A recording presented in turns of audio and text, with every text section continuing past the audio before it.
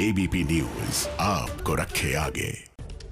नमस्कार, स्वागत है आपका एबीपी न्यूज पर। आपके साथ मैं हूं आदर्श झा। देखिए, बिहार के मुख्यमंत्री नीतीश कुमार ने 16 नवंबर को सीएम पद की शपथ ली थी, लेकिन उनके भीतर चुनाव नतीजों को लेकर मलाल अभी भी खत्म नहीं हुआ है। जेडीयू की राष्ट्रीय परिषद की बैठक में नीतीश का दर्द बाहर छलक आया। उनकी पार्टी जेडीयू का प्रदर्शन चुनाव में बेहतर नहीं रहा। जेडीयू तीसरे नंबर की पार्टी बन गई। नीतीश को सीएम पद तो मिल गया, लेकिन उनकी बातों से लगता है कि वो ठगा हुआ महसूस कर रहे हैं। जेडीयू राष्ट्रीय परिषद की बैठक में उन्होंने कहा कि पता ही नहीं चला कि कौन दोस्त है कौन दुश्मन है। जेडीयू की राष्ट्रीय परिषद की बैठक में नीतीश कुमार का दर्द छलक गया। जिस तरह के नतीजे बिहार में आए, चुनाव परिणाम में जेडीयू तीसरे नंबर की पार्टी बन गई। बीजेपी बड़े भाई की भूमिका में आ गई एनडीए में, जिसके बाद राष्ट्रीय परिषद की बैठक में किस तरह से नीतीश कुमार का दर्द छलका, आपको दिखाते हैं इस पूरी रिपोर्ट में।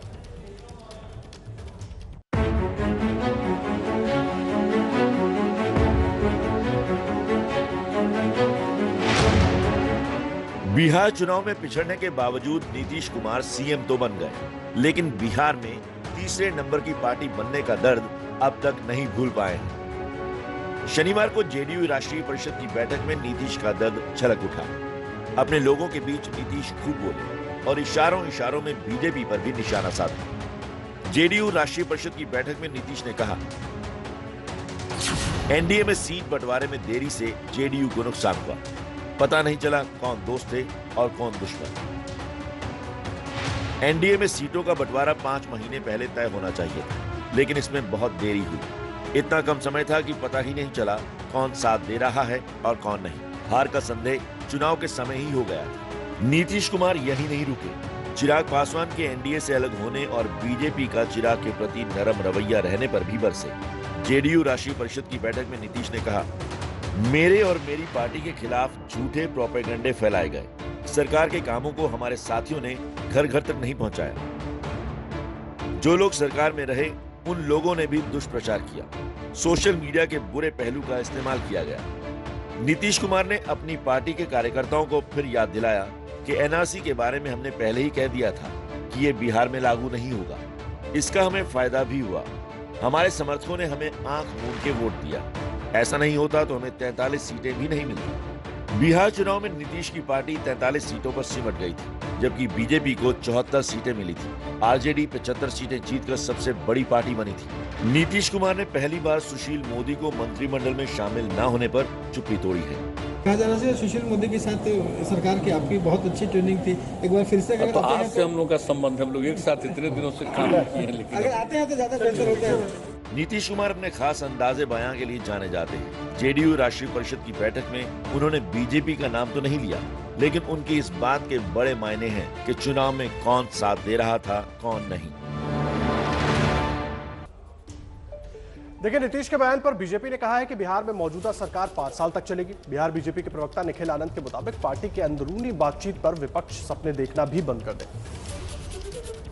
हमारे बिहार के मुख्यमंत्री और एनडीए के आदरणीय नेता श्री नीतीश कुमार जी ने जब कही दिया कि सरकार 5 साल चलेगी, तो अब कम से कम विपक्ष सत्ता लोलुपता के लार टपकाना बंद कर दे और दिन में सत्ता में आने के सपने देखना भी बंद कर दे। हम काम करने में विश्वास करते हैं और विपक्ष सिर्फ राजनीति, प्रोपेगेंडा और नकारात्मक माहौल खड़ा करने में विश्वास करती है। देखिए, नीतीश के बयान पर आरजेडी उपाध्यक्ष शिवानंद तिवारी ने कहा है कि चुनाव में बीजेपी ने जेडीयू के खिलाफ काम किया था। बयान देकर नीतीश जी कुछ बच बचा के रास्ता निकालना चाहते हैं। नहीं, बिल्कुल स्पष्ट था कि चुनाव के दरमियान एनडीए के ही दूसरे पार्टनर चिराग पासवान सीधे हमला कर रहे थे। यहां तक कह रहे थे कि नीतीश कुमार जेल जाएंगे। और कभी भी भारतीय जनता पार्टी के वो नेता जिनके बात का वजन है, जैसे प्रधानमंत्री जी या गृह मंत्री जी या जगत नड्डा जी, किसी ने भी ये नहीं कहा कि चिराग पासवान जो कह रहे हैं वो गलत है और चिराग पासवान के उम्मीदवार को वोट देने का मतलब है कि हमारे खिलाफ वोट देना। तो ये बिल्कुल स्पष्ट था। इसलिए नीतीश जी अब अपना चेहरा बचा रहे हैं।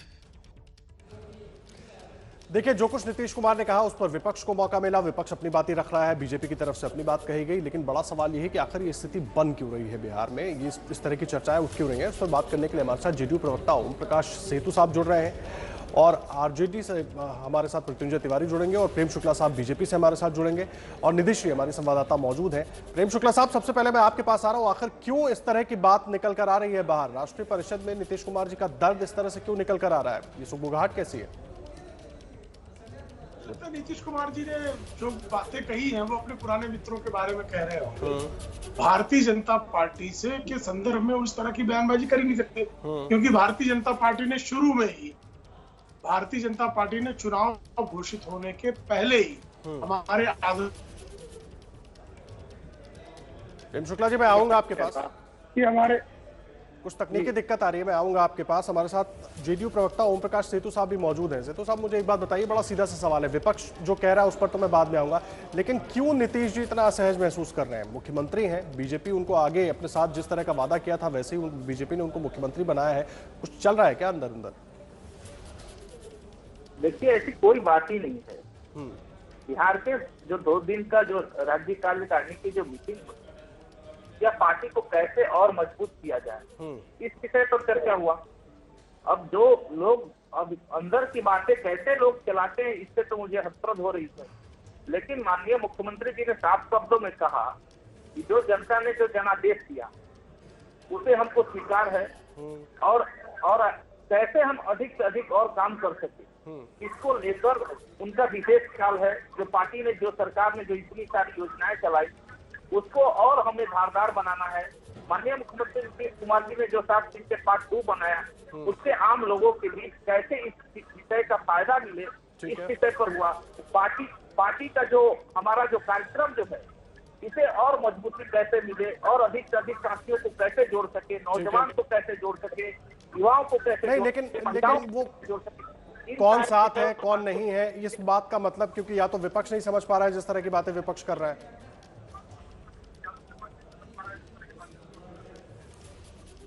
अब विपक्ष कि वो उनको कोई काम से अगर वास्ता रहता है, तो बिहार के आदरणीय मुख्यमंत्री नीतीश कुमार जी जिस वर्षों से शासन में है, जनता ने उन्हें लगातार जनादेश दिया।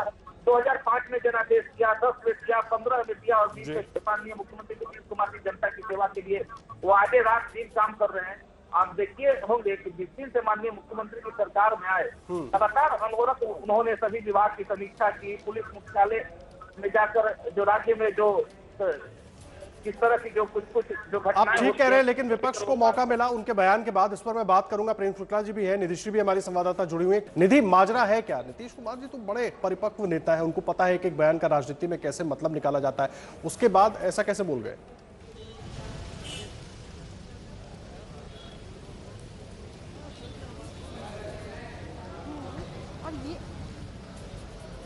निधि, अब तक मेरी आवाज पहुंच रही है? निधि तक मेरी आवाज नहीं पहुंच रही है, हम चलेंगे उनके पास। प्रेम शुक्ला साहब, विपक्ष बार बार हमलावर हो रहा है, खास करके आरजेडी की तो बार बार यही साबित करने की कोशिश हो रही है कि आप लोग जो है धीरे धीरे जेडीयू को दबा रहे हैं, कुछ ऐसा चल रहा है क्या? उसका जवाब क्या देंगे आप लोग? देखिए, आरजेडी तो शुरू से ही जो है दुष्प्रचार करेगी, हमारी विपक्षी है तो उसका दुष्प्रचार करना, जिस तरह से उनको जनता ने उनके विरुद्ध जनादेश दिया है, इससे उनके जो सपने देख रहे थे मुख्यमंत्री बनने के, वो टूटे हैं। और आदरणीय नीतीश कुमार जी के नेतृत्व में जिस तरह से बिहार की जनता ने जनादेश दिया है, तो हमेशा से आरजेडी जो है वो नीतीश कुमार जी के विरुद्ध ही बात करेगी। ठीक है। और लगातार उनका तो प्रयास, तो कहते हैं कि सरकार गिरा देंगे, वो तो कहते हैं कि जदयू के विधायक हमारे संपर्क में है, वो बहुत सारी बातें करते हैं, उन बातों का कोई औचित्य नहीं है। आदरणीय नीतीश कुमार जी हमारे मित्र हैं, हमारे नेता हैं, लोकप्रिय हैं, और उन्होंने सुशासन का जिस तरह से वहाँ सुशासन जिस तरह से बिहार में स्थापित किया है, उसके कारण जिस तरह से जनता उनके साथ खड़ी है, इन सब स्थितियों को देखकर जिन लोगों ने भ्रष्टाचार, जंगल राज इत्यादि लगा रखा था बिहार में, उन सबको तो पीड़ा होगी कि वो राज्य में नहीं लौट पाए, तो इस तरह की बातें करना उनका स्वाभाविक है। ठीक है, आप रहे प्रेम शुक्ला साहब। निधि जुड़ गए हमारे साथ। निधि, नीतीश कुमार सधे हुए शब्दों का इस्तेमाल करते रहे राजनीति में, फिर इस तरह का बयान कैसे दे गए कि आरजेडी बार बार हमलावर हो रही है गठबंधन के ऊपर? देखिए आदर्श, सबसे पहले तो जो टाइमिंग का खेल है ना, उसको समझना पड़ेगा। 2 महीने पूरे होने वाले हैं सरकार को, और बीजेपी और जेडीयू जब से सरकार बनाई है तब से लगातार ये कहा जा रहा है कि जेडीयू तीसरे नंबर की पार्टी है। तो जनता के बीच एक मैसेज ये नहीं पहुंचे कि जेडीयू ने तीसरे नंबर की पार्टी बनकर संतोष कर लिया। अब नीतीश कुमार के बयान को ही देख लीजिए, वो कभी भी बीजेपी पर डायरेक्ट हमलावर नहीं हो रहे, चाहे उनके कितने भी बयान आ जाए। वो पीछे से एक सधा हुआ संदेश देते हुए लगातार अटैक कर रहे हैं कि हम अब चुप नहीं रहने वाले हैं। वशिष्ठ नारायण सिंह ने भी ये बयान दिया कि हम धोखा नहीं करते अपने सहयोगियों के साथ। तो एक कोशिश लगातार बनी हुई है, एक्टिव भी हो रहे हैं वो लगातार। चाहे वो राज्य परिषद की बैठक हो, राष्ट्रीय कार्यकारिणी की बैठक में भी उन्होंने एक संदेश दिया था। तो लगातार ये कोशिश है जेडीयू की कि वो बीजेपी पर अटैक जो है वो सीधे तरीके से नहीं करे, लेकिन ये एक जरूर बताए कि हम जो है जब हमें जरूरत पड़ेगी हम बदला जरूर लेंगे, और ये बिल्कुल इनडायरेक्ट वे में। रहे निधि आप हमारे साथ। प्रेम शुक्ला साहब, निधि की बात आप सुन रहे थे, कितना इत्तेफाक रख रहे हैं, क्योंकि जिस तरह की स्थिति है और राजनीति में बहुत कुछ अंदर अंदर चलता रहता है। देखिए निधि, आपकी पत्रकार है, पत्रकारों को अपनी तरफ से किसी भी संदेश को अपनी तरफ से उसके बारे में इन्फ्रेंस निकालना उनका अधिकार है। लेकिन नीतीश कुमार भी हमारे नेता हैं, एनडीए के नेता हैं, लोकप्रिय मुख्यमंत्री है, 5 वर्षों तक लगातार मुख्यमंत्री रहेंगे, और भारतीय जनता पार्टी से जदयू के जो रिश्ते हैं वो लगातार प्रगाढ़ होते जाएंगे। इससे जो लोग चाहते, जिनका प्रयास है इन दोनों के बीच कोई मतभेद पैदा करे, वो मतभेद पैदा होने वाले नहीं है। 5 वर्षों के लिए वो मुख्यमंत्री है, और जो विपक्ष के लोग हैं उनको संतोष करके विपक्ष की भूमिका निभानी चाहिए और सकारात्मक राजनीति करनी चाहिए।